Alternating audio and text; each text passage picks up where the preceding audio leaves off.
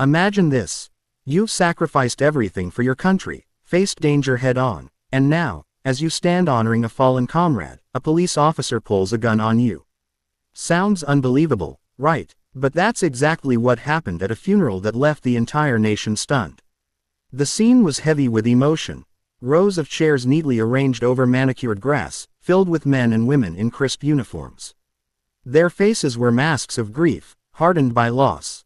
At the center lay the casket, draped in an American flag, under a gray sky that seemed to echo the sorrow below.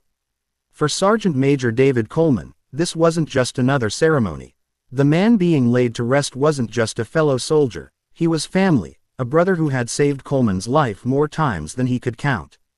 As Coleman adjusted his uniform sleeves, memories flooded back, weighing down his chest. He stood tall, though, refusing to let grief break him. Families clung to each other, some crying silently, others holding on for dear life. Military officials stood rigid, their eyes reflecting both duty and pain. The 21-gun salute was moments away, the part everyone dreaded but knew was inevitable. Among the mourners were local police officers paying their respects, a common sight at military funerals since many cops are veterans themselves. But one officer didn't seem to belong. Officer Bradley Whitaker stood apart, his gaze fixed intently on Coleman. His stance shifted subtly, his hand hovering near his belt, not out of respect, but suspicion. Hostility even. Coleman didn't notice at first. His focus was on the ceremony, the weight of loss too immense to allow distractions.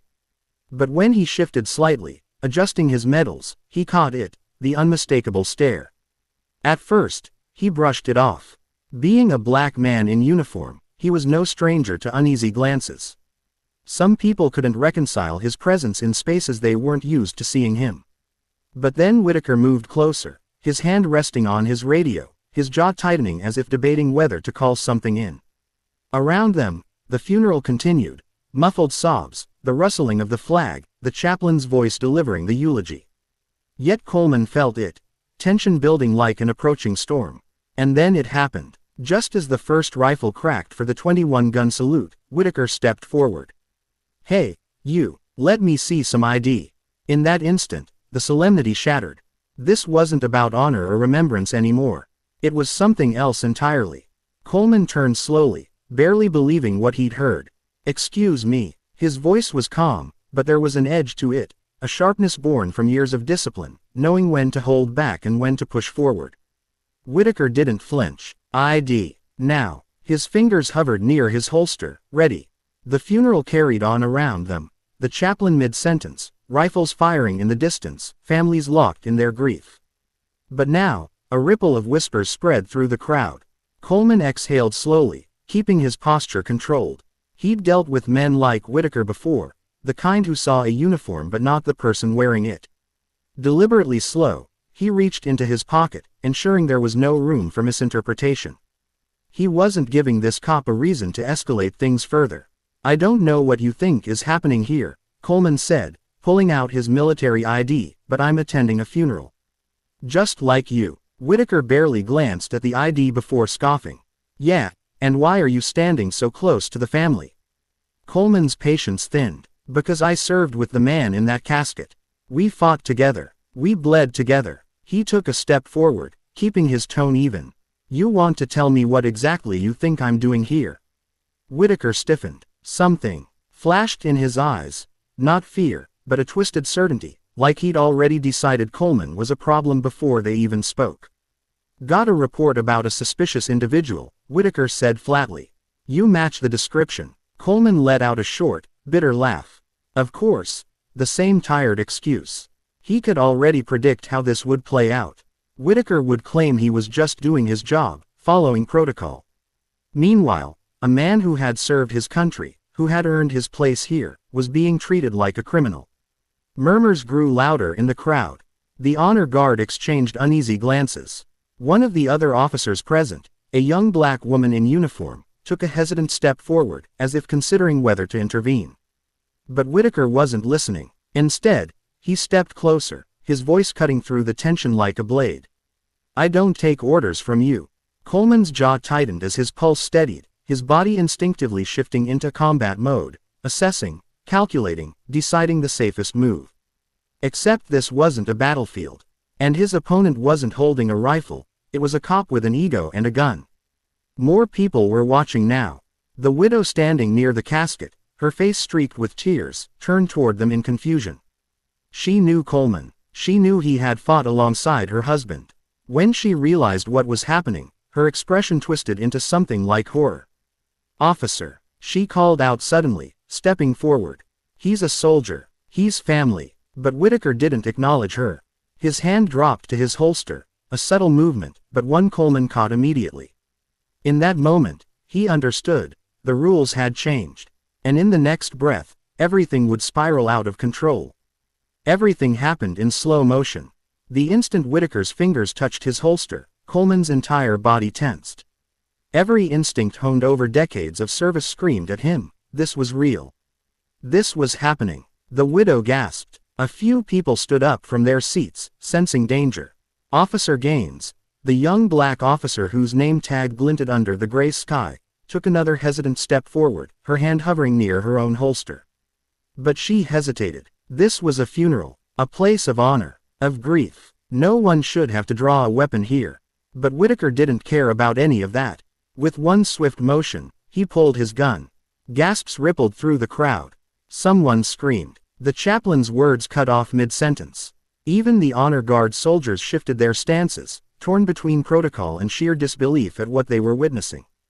The barrel of Whitaker's pistol locked onto Coleman's chest. "Hands where I can see them," Whitaker barked, his voice sharp and aggressive, a tone that seemed to have been waiting for this moment, itching for an excuse. Coleman raised his hands slowly, palms open, not because he was afraid, but because he knew one wrong move, and this man would kill him. The crowd froze in horror. A soldier, a decorated veteran, a man who had fought for his country now stood at gunpoint at a funeral. For a few seconds, no one moved. The weight of what was unfolding hung heavy in the air. Then Coleman spoke, his voice low, controlled, yet laced with an undeniable steel. "Put the gun down, officer." It was the tone of a man who had faced worse and refused to be broken by this. Whitaker's grip tightened instead of steadying.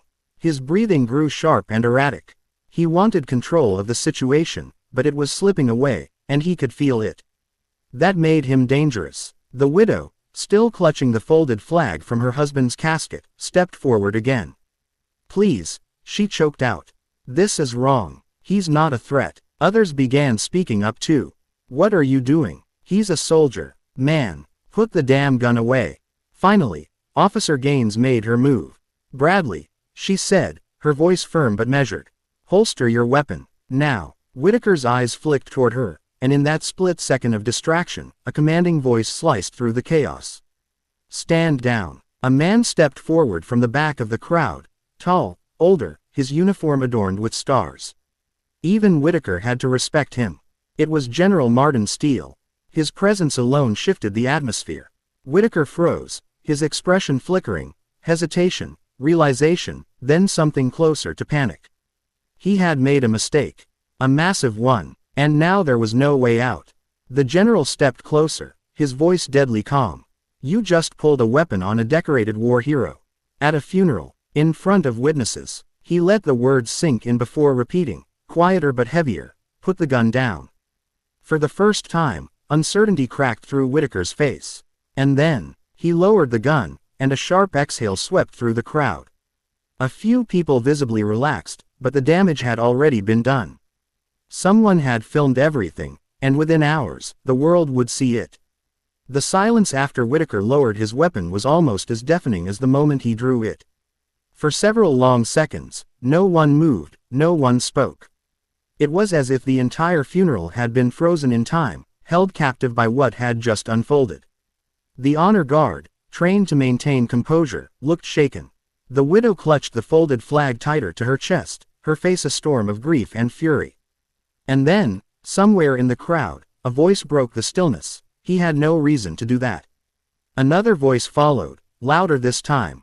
He pulled a gun on a soldier, at a funeral. A wave of disbelief and anger rippled through the gathering. But Whitaker was already backing away, his face pale, his hands trembling as he reholstered his weapon. He glanced around. seemingly realizing for the first time that dozens of eyes were on him, that cameras were rolling, capturing every second. His career, his reputation, maybe even his freedom, now hung by a thread. Officer Gaines stepped forward, her expression unreadable. "You're done," she said quietly, her voice cold and final. She reached for the radio clipped to her shoulder. "Dispatch, I need a supervisor at." But Whitaker spun toward her, his face twisting with desperation. "Are you serious? You're going to do this to me?" His tone dropped, pleading. "I was doing my job." "The hell you were." The widow's raw, shaking voice cut through the air like a blade. She took a step closer, her eyes blazing. "Your job. You just pulled a gun on the man who fought beside my husband, the man who tried to save him."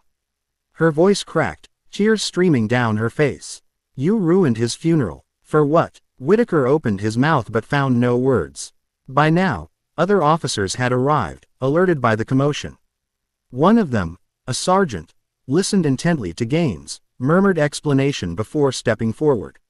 Without asking questions, without hesitation, he turned to Whitaker and said firmly, "Hand over your badge and weapon."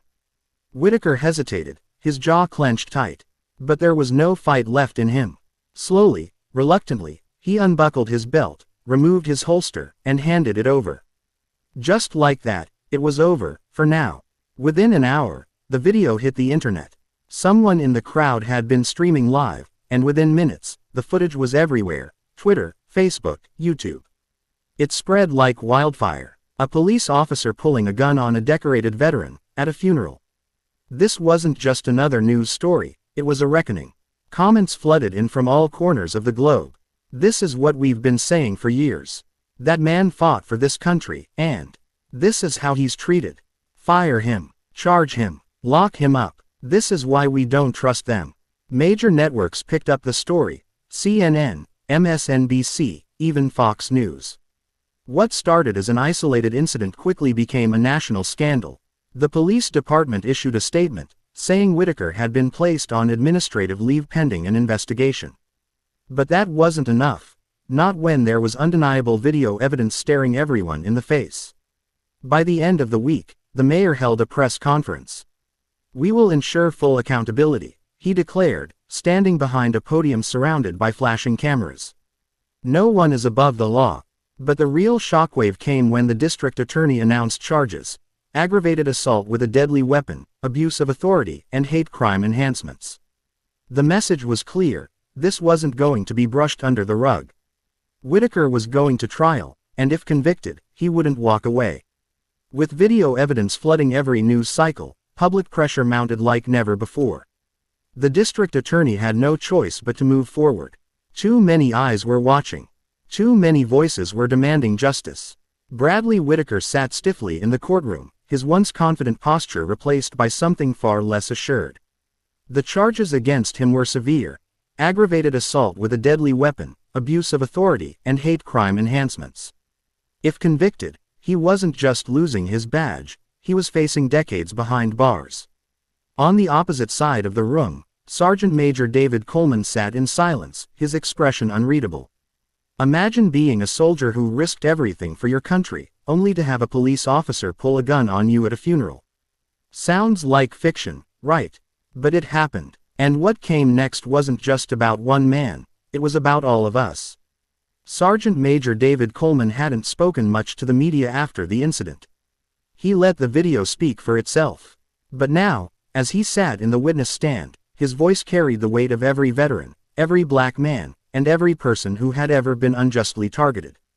The prosecutor didn't hold back. "Sergeant Major Coleman, tell us exactly what happened that day." Coleman took a deep breath. "I was attending a funeral, a soldier's funeral. A man I fought beside." His voice was steady, unwavering. "And in the middle of it, an officer approached me, not to pay his respects, but to question why I was there. As if I didn't belong." The courtroom fell silent. The prosecutor nodded. "And when you showed him your military ID, did that stop the confrontation?" Coleman's jaw clenched slightly. "No." "What happened next?" Coleman's eyes locked onto Whitaker across the room. "He pulled his gun on me." A murmur rippled through the gallery. Even though they had all seen the video, hearing it said out loud hit differently. Whitaker's attorney tried everything. My client was responding to a report of a suspicious individual. He was following department protocol. The situation was tense, and he made a split-second decision. But none of it held up. The video footage was undeniable. The testimonies were airtight, and when Officer Gaines took the stand, her words sealed Whitaker's fate. That man was no threat. He was a soldier attending a funeral. And my colleague escalated it for no reason. I told him to stand down. He refused. He pulled his weapon in front of grieving families. It was reckless. It was dangerous. And it was wrong. Whitaker sat motionless as the jury was sent to deliberate. They returned in less than 3 hours, guilty on all counts. The judge didn't mince words. Officer Whitaker, your actions were an egregious abuse of power. You used your badge not to protect, but to intimidate. Your reckless behavior could have ended a man's life, at a funeral, no less. The fact that this was racially motivated makes it even more reprehensible. Whitaker stared ahead, emotionless, as the judge delivered the sentence, life in prison without the possibility of parole. Gasps filled the courtroom. Some people couldn't believe it, a cop getting life. That never happened. But today, it did. For Coleman, it wasn't about revenge. It wasn't even about Whitaker. It was about something bigger. For the first time, accountability had caught up with a man who thought his badge made him untouchable. When the verdict was read, the courtroom felt different, not like a celebration, not even relief. Just something heavy lifting, something long overdue finally happening. Sergeant Major David Coleman didn't smile. He didn't cheer. This wasn't a victory. It was justice, a rare moment where the system did what it was supposed to do. As he walked out of the courthouse, the press swarmed. Reporters shoved microphones in his face, cameras flashed, voices overlapped. Sergeant Major Coleman, do you feel justice was served? What do you have to say to Officer Whitaker? What message does this send to the country? He stopped, looked right at the cameras, and said, I want people to remember what happened. Not just to me, but to every person who's ever been judged before they were even given a chance to exist in someone else's mind. This wasn't just about me. It was about all of us. The video of that moment spread almost as fast as the original footage. People called it historic. Some called it a wake-up call. Others called it a warning. Because if a cop could lose everything for abusing his power, what did that mean for the ones who thought they were untouchable? There were debates. Some said the sentence was too harsh. Others said it wasn't enough. But at the end of the day, one fact remained. A man who had sworn to protect and serve had done the opposite, and he paid for it. This wasn't just one case. It was a shift, a sign that things could change if people demanded it loudly enough. So, the question is, what happens next? Because justice isn't just about one courtroom, one case, or one cop who got what he deserved. It's about making sure this never happens again. So, if you believe in that, speak up. Hold them accountable. Demand better. Because silence is what lets it happen again. And after today, there are no more excuses. This is our moment to decide what kind of world we want to live in. One where power is abused, or one where accountability reigns. The choice is ours.